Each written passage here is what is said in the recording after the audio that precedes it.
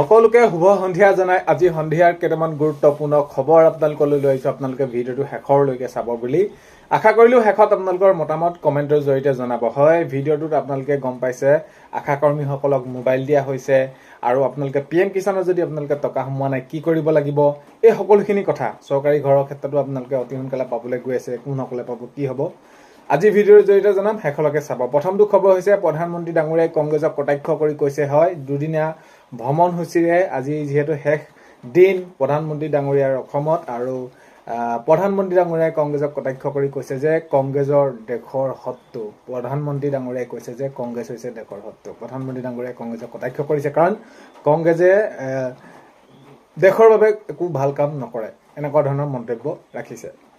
Next খবৰ হৈছে এজাক বৰষুণতে জুবিন ক্ষেত্ৰৰ একেবাৰে দেখিবলৈ বহুত বেছি বেয়া লগা হৈছে। পানী পৰিছে, অৱস্থাটো বহুত বেছি দুখ লগা হৈছে। সকলোৱে সেইখিনি এক প্ৰকাৰে দুখ লগা প্ৰতিচ্ছবি সেইখিনি দাঙি ধৰিছে। তো যি কি নহওক, এতিয়া যেনেকুৱা ধৰণৰ হৈ আছে এইখিনি অৱস্থাৰ ক্ষেত্ৰত ভাল কৰিব লাগে বুলি সকলোৱে দাবী জনাইছে। মুঠৰ ওপৰত এতিয়া বাৰিষা আহিছে, বৰষুণ দিছে আৰু জুবিন ক্ষেত্ৰৰ অৱস্থা বহুত বেছি লেতেৰা হৈ পৰিছে। নেক্সট খবৰ হৈছে মিত্ৰতা নামত ৰাইজৰ দলক ঘূৰ মাৰি গংগাত পেলালে কংগ্ৰেছে। তো এই মন্তব্য ৰাখিছে আব্দুল ৰছিদ মণ্ডলে। আব্দুল ৰছিদ মণ্ডলে কৈছে যে মিত্ৰতা নামত ৰাইজক দলক ঘূৰ মাৰি গংগাত পেলালে কংগ্ৰেছে।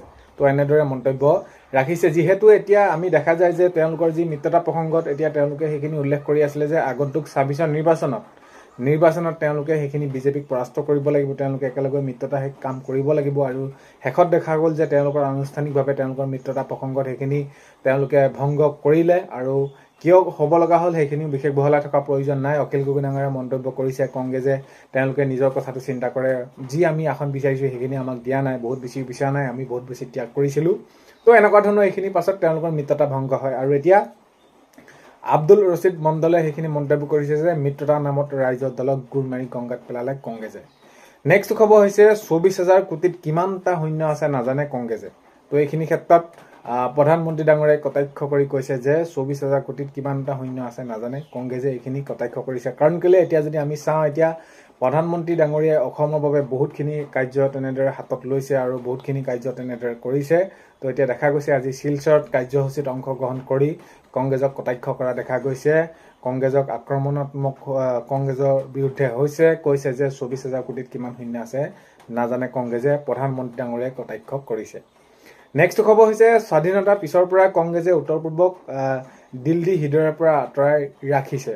তো প্ৰধানমন্ত্ৰী ডাঙৰীয়াই কংগ্ৰেছৰ বিষয়ে এনেদৰে কৈছে যে স্বাধীনতাৰ পিছৰ পৰা কংগ্ৰেছে উত্তৰ পূৰ্বক দিল দি হৃদয়ৰ পৰা আঁতৰাই ৰাখিছে। এই কাৰণে এনেদৰে কৈছে যে কাৰণ কেলে এতিয়া যি উন্নতি হৈছে, উন্নয়ন হৈছে, এইখিনি বহুত বেছি বিজেপি চৰকাৰৰ দিনত হৈছে, বাকী দিনত যি তেওঁলোকে কৰিব লাগিছিল কোনো ধৰণৰ নকৰিলে। সেইবাবে এই মন্তব্য ৰাখি প্ৰধানমন্ত্ৰী ডাঙৰীয়াই কৈছে যে স্বাধীনতাৰ পিছৰ পৰা কংগ্ৰেছে উত্তৰ পূৰ্বক দিল দি হৃদয়ৰ পৰা আঁতৰাই ৰাখিছে বুলি মন্তব্য কৰিছে। নেক্সট খবৰ হৈছে আজিৰ পৰা জালুকবাৰী সমষ্টিত অন্তৰ্গত বঙৰা ইছলামপুৰত প্ৰশাসনে চলালে বুলডোজাৰ। তো মাননীয় মুখ্যমন্ত্ৰী মহোদয়ে কৈছিলে যে যেতিয়া য'তেই উচ্ছেদ চলিব, অৰ্থাৎ অবৈধভাৱে থাকিব তাতে উচ্ছেদ চলিব, আৰু যিয়ে অবৈধভাৱে তাত দখল কৰিব সেইখিনি উচ্ছেদ চলিব। যেতিয়ালৈকে চৰকাৰী মাটি বেদখল মুক্ত কৰিব পৰা নাযায় তেতিয়ালৈকে উচ্ছেদ চলিয়ে থাকিব। তো আজি দেখা গ'ল যে আজি জালুকবাৰীৰ সমষ্টিৰ অন্তৰ্গত বঙৰা ইছলামপুৰত প্ৰশাসনে চলালে বুলডোজাৰ। তো এতিয়া হয়, অলপ দিনৰ আগত তেওঁলোকৰ সেইখিনি যি প্ৰশাসনে তেওঁলোকক জনাবলৈ গৈছিল তাত হতাহতি হৈছিল, আৰু আজি দেখা গ'ল তেওঁলোকে সেইখিনি উচ্ছেদ অভিযান আৰম্ভ কৰি দিছে। আৰু মাননীয় মুখ্যমন্ত্ৰী মহোদয়ে এক প্ৰকাৰেতো আগতে কৈয়ে থোৱা আছে যে যেতিয়ালৈকে চৰকাৰী ভূমিত অৰ্থাৎ চৰকাৰী মাটি বেদখল মুক্ত কৰিব পৰা নাযায় তেতিয়ালৈকে উচ্ছেদ প্ৰক্ৰিয়া চলিয়ে থাকিব। নেক্সট খবৰ হৈছে UPPLত যোগদান এপছুৰ প্ৰাক্তন সভাপতি দীপেন বড়ো। তো আজি দেখা গ'ল, তো হয় UPPLত যোগদান কৰে এপছুৰ প্ৰাক্তন সভাপতি দীপেন বড়োৱে। নেক্সট খবৰ হৈছে উচ্ছেদ প্ৰক্ৰিয়াৰ ক্ষেত্ৰত মাননীয় মুখ্যমন্ত্ৰী মহোদয়ে জনাইছে যে উচ্ছেদ প্ৰক্ৰিয়া চলিয়ে থাকিব যেতিয়ালৈকে অবৈধভাৱে যিসমূহ মাটি দখল কৰি আছে বেদখল মুক্ত নহয়, আৰু মিয়া শান্তিত থাকিব নোৱাৰিব, শান্তি নহ'ব মিয়া, এনেদৰে মাননীয় মুখ্যমন্ত্ৰী মহোদয়ে জনাইছে। নেক্সট খবৰ হৈছে আশা কৰ্মীয়ে পালে ঘাঁহিগাঁৱত মোবাইল ফোন। তো হয়, এতিয়া দৰমহা বঢ়াব লাগে বুলি তেওঁলোকে কৈছে, আৰু এতিয়া তেওঁলোকক মোবাইল এটা দিয়া হৈছে মোবাইলটো কি কাৰণে দিয়া হৈছে তেওঁলোকে সেইখিনি তেওঁলোকৰ যিসমূহ কাম ফিল্ডত কৰিব লগা হয় তাৰ বাবে তেওঁলোকক সেইখিনি মোবাইল তো এতিয়া পৰ্যায়ক্ৰমে সকলোৱে মোবাইল লাভ কৰিবলৈ সক্ষম হ'ব আশাকৰ্মীসকলে তো আশাকৰ্মীসকলে এতিয়া ঘাঁহিগাঁৱত মোবাইল ফোন লাভ কৰা দেখা গ'ল আৰু এতিয়া আশাকৰ্মীসকলে কৈছে যে তেওঁলোকৰ দৰমহা বঢ়াই দিব লাগে দৰমহা বৃদ্ধি কৰিব লাগে দৰমহা বৃদ্ধি কৰিলে সকলোখিনি সুবিধা হ'ব তেওঁলোকৰ মুখৰ ওপৰত এতিয়া আশাকৰ্মীসকলে দৰমহাসমূহ বৃদ্ধি হ'লে তেওঁলোকৰ সকলোখিনি সুবিধা নেক্সটটো খবৰ যে PM কিষাণত যদি আপোনালোকে পে'মেণ্ট পোৱা নাই তেনেহ'লে অতি সোনকালে আপোনালোকে KYC আৰু আপোনালোকে Aadhaar bank seeding account start land seeding এইসমূহৰ ওপৰত আপোনালোকে কাম কৰি দিয়ক অতি সোনকালে আপোনালোকে নহ'লে এই PM কিষাণৰ যি 22 নম্বৰ কিস্তি আপোনালোকে পোৱাত অসুবিধা হ'ব পাৰে যিহেতু এতিয়া 22 নম্বৰ কিস্তি আপোনালোকৰ বাবে মুকলি কৰি দিলে এতিয়া যদি আপোনালোকে সোমোৱা নাই KYC চাই লওক আৰু FTO প্ৰচেছটো কি হৈ আছে আপোনালোকে এইখিনি লক্ষ্য কৰক কাৰণ কেলে এইখিনি যদি আপোনালোকে কৰি নিদিয়ে তেনেহ'লে সময়ত আপোনালোকৰ অসুবিধা হ'ব 22 নম্বৰ কিস্তি আপোনালোকৰ পেণ্ডিং হৈ থাকিব নেক্সট খবৰ যদি আমি চাওঁ তেনেহ'লে শীঘ্ৰেই দলৰ পৰা প্ৰাৰ্থী ৰাজহুৱা কৰা হ'ব বুলি লুৰিণজ্যোতি গগৈ ডাঙৰীয়াই কৈছে হয় শীঘ্ৰেই দলৰ ফালৰ পৰা প্ৰাৰ্থী যি প্ৰাৰ্থী তালিকা ৰাজহুৱা কৰা হ'ব বুলি লুৰিণজ্যোতি গগৈ ডাঙৰীয়াই তেওঁলোকে মন্তব্য কৰিছে যিহেতু আগন্তুক 26 নিৰ্বাচন আহি আছে নিৰ্বাচনৰ প্ৰাক্ষণত তেওঁলোকে সেইখিনি জনাইছে আৰু তেওঁলোকৰ যি মিত্ৰতা প্ৰসংগ ইতিমধ্যে সকলোখিনি হৈ গৈছে আৰু এতিয়া তেওঁলোকৰ দলৰ ফালৰ পৰা প্ৰাৰ্থী তালিকা ৰাজহুৱা কৰা হ'ব বুলি লুৰিণজ্যোতি গগৈ ডাঙৰীয়াই মন্তব্য কৰিছে নেক্সট খবৰ হৈছে ভোলাগুৰি চাহ বাগিচা চাহ শ্ৰমিকৰ মাজত বহুত বেছি তেওঁলোকে আনন্দ লহৰ তেওঁলোকে সেইখিনি ফূৰ্তি কৰিছে ফূৰ্তি কৰা দেখা গৈছে যে তেওঁলোকে যি ভূমিপট্টা পালে দীৰ্ঘদিনীয়া তেওঁলোকৰ যিটো সমস্যা আছিলে তেওঁলোকৰ সমাধান হ'ল আৰু সেইকাৰণে সেইবাবে তেওঁলোকৰ যি ভূমিপট্টা পাই তেওঁলোকে উৎফুল্লিত হৈ পৰিছে নেক্সট খবৰ হৈছে 19 ছেপ্টেম্বৰত হৈছিল আচলতে কি আমাক সেইটোহে লাগে গৰিমা শইকীয়া গাৰ্গ ডাঙৰীয়াই তেনেদৰে কৈছে গৰিমা শইকীয়া গাৰ্গে তেনেদৰে মন্তব্য কৰিছে যে জুবিন গাৰ্গৰ লগত প্ৰকৃততে 19 ছেপ্টেম্বৰত কি হৈছিল সেইটো আমাক লাগে মুঠৰ ওপৰত ন্যায় সোনকালে দিব লাগে আৰু আমি সকলোৱে বিচাৰিছোঁ যে জুবিন গাৰ্গে সোনকালে ন্যায় পাব লাগে